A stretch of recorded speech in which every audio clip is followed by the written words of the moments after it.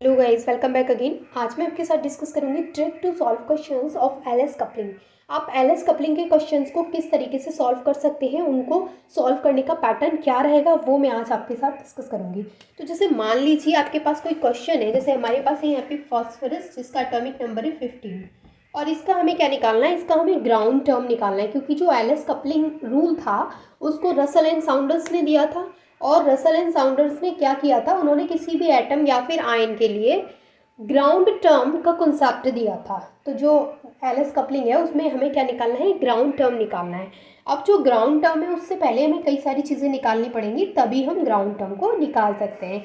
तो सबसे पहले जैसे मान लीजिए हमारे पास ये क्वेश्चन है, तो सबसे पहले हमें इसका इलेक्ट्रॉनिक कॉन्फ़िगरेशन करना है। तो जैसे मैं इसका इलेक्ट्रॉनिक कॉन्फ़िगरेशन करती हूँ तो 1s2 2s2 2p6 3s2 and 3p3। हमने क्या कर लिया, हमने इसका इलेक्ट्रॉनिक कॉन्फ़िगरेशन कर लिया। अब हमें क्या करना है, जो हमारे पास आउटर मोस्ट सेल है, जो हमारे पास वैलेंस सेल है, उसमें क्या करनी है, उसमें इलेक्ट्रॉन्स को फिल करने हैं। तो मैं इसके लिए क्या करूँगी, इसके लिए मैं ऑर्बिटल्स बनाऊँगी।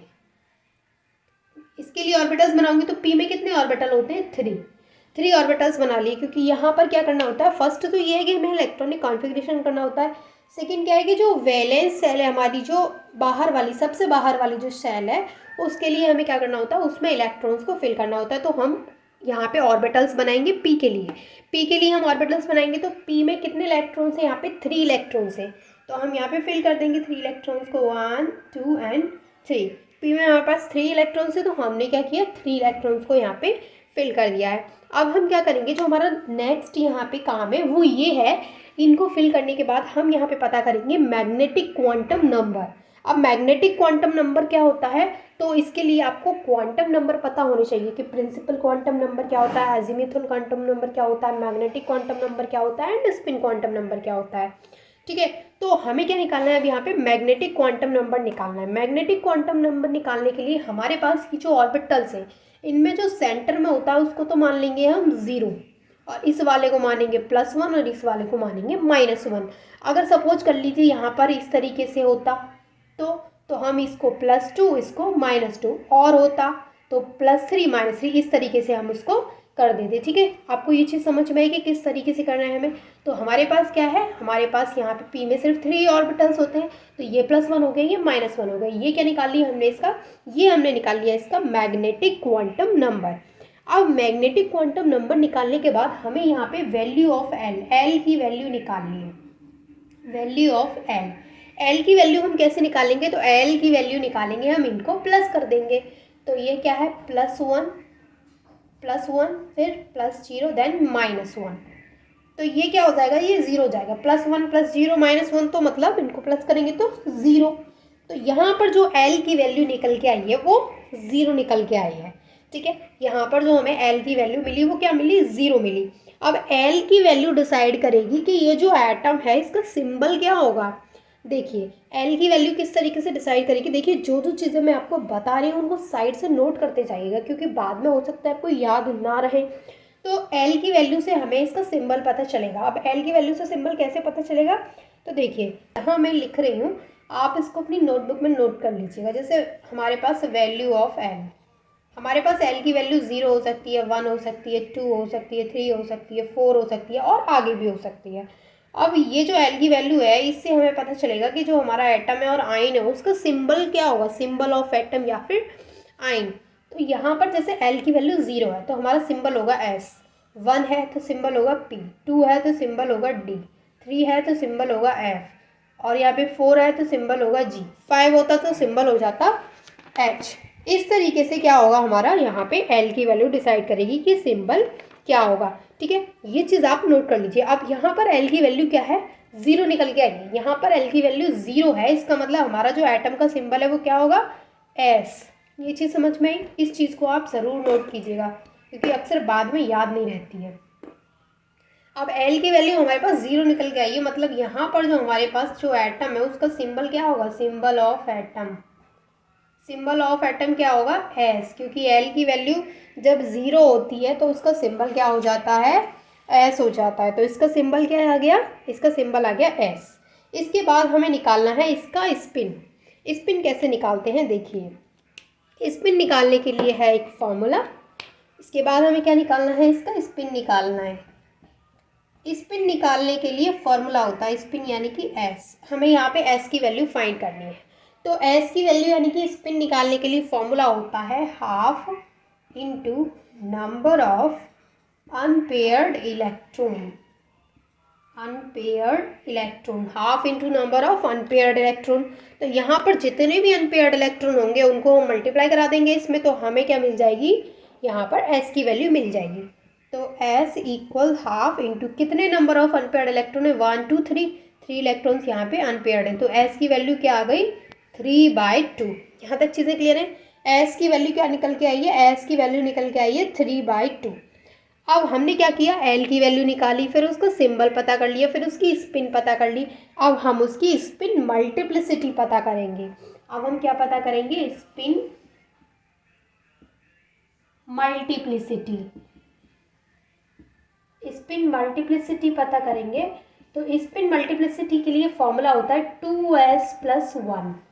अभी आपको थोड़ा कन्फ्यूज़न ज़रूर लग रहा होगा, आई कैन अंडरस्टैंड, बट हाँ अगर आप इस वीडियो को 2 बार भी अगर अच्छे से देख लेते हैं और खुद से क्वेश्चंस को सॉल्व करेंगे तो आपको कोई डाउट नहीं रहेगा। तो यहाँ पर जो स्पिन मल्टीप्लिसिटी है उसका फॉर्मूला ये है। ये 2-3 फॉर्मूले हैं जो आपको याद होने चाहिए, बाकी आप क्वेश्चन को बहुत ही ईजीली यहाँ पे सॉल्व कर सकते हैं। तो जैसे हमने स्पिन मल्टीप्लिसिटी का फॉर्मूला लिख लिया है 2s+1। अब इसमें हम वैल्यू लगाएंगे 2 इंटू यहाँ पर जो एस है, एस की वैल्यू क्या निकल के आएगी पीछे से, एस की वैल्यू हमें यहाँ पे निकल के आई थी 3/2, तो हम यहाँ पे एस की वैल्यू रख देंगे 3/2 प्लस 1 यहाँ से रख देंगे। जब हम इसको सॉल्व करेंगे तो हमारे पास आएगा 4। ठीक है, तो हमारे पास जो स्पिन मल्टीप्लिसिटी की वैल्यू आई है वो क्या निकल के आई है, वो निकल के आई है 4। क्लियर, स्पिन मल्टीप्लिसिटी की वैल्यू क्या निकल के आई है 4। अब स्पिन मल्टीप्लिसिटी की वैल्यू के बाद हमें निकालना है overall angular momentum. Overall angular momentum. Overall angular momentum कैसे निकालते हैं, ये स्पिन निकाला था, ये सिंबल ऑफ एटम निकाला था। अब निकालेंगे overall angular momentum. Overall angular momentum होता है जे। अब जे को कैसे निकालना है, तो देखिए जे डिपेंड करता है इन ऑर्बिटल्स पर। जे की वैल्यू किस पे डिपेंड करेगी, इन ऑर्बिटल्स पर। इन ऑर्बिटल्स पर किस तरीके से डिपेंड करेगी तो मैं बताती हूँ। देखिए, तो मैं यहाँ पर आपको इस चीज़ को नोट करा देती हूँ। ठीक है, ऊपर का तो आपने नोट कर ही लिया होगा। देखिए यहाँ पे मैं आपको नोट कराती हूँ कि अगर जो हमारा ऑर्बिटल है, इफ सब शेल, यानी जो हमारे पास जो सब शेल है,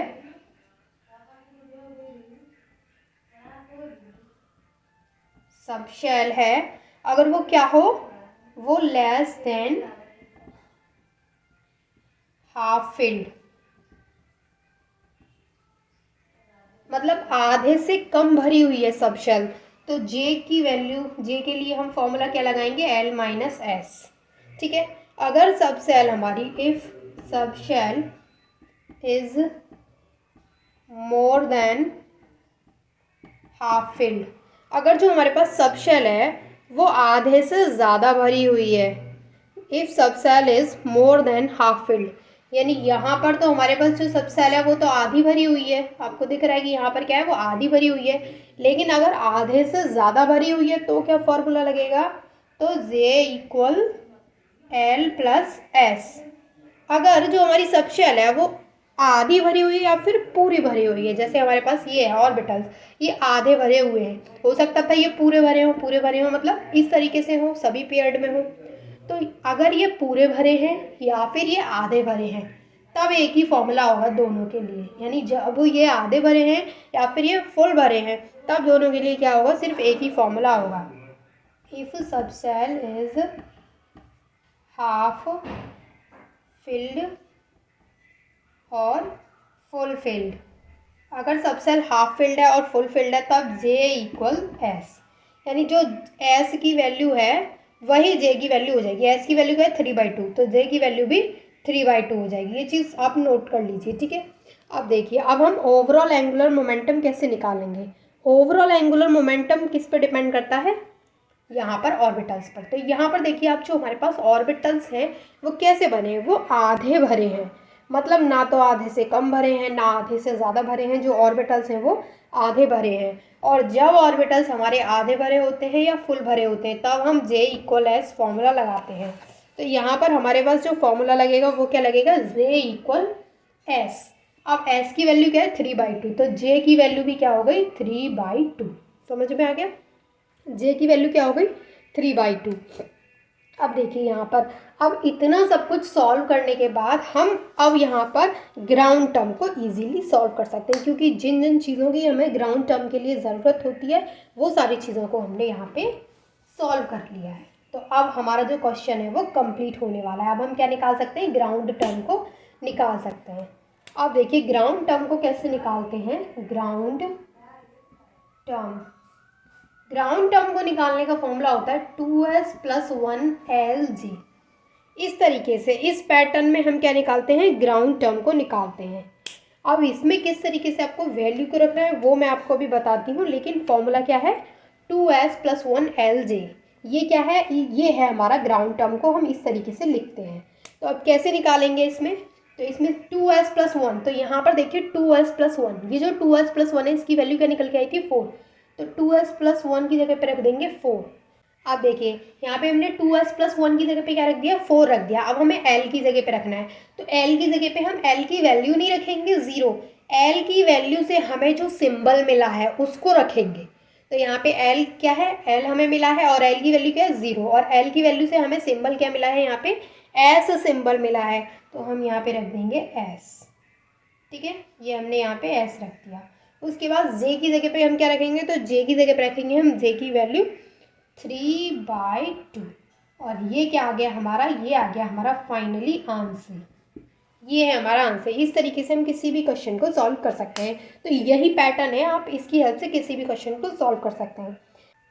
मैं आपको इसके कुछ और क्वेश्चंस को सॉल्व करना बताऊंगी, लेकिन इस वीडियो में नहीं, नेक्स्ट वीडियो में। तो पैटर्न यही है, कोई भी क्वेश्चन आप सॉल्व करेंगे सेम पैटर्न यूज़ होगा।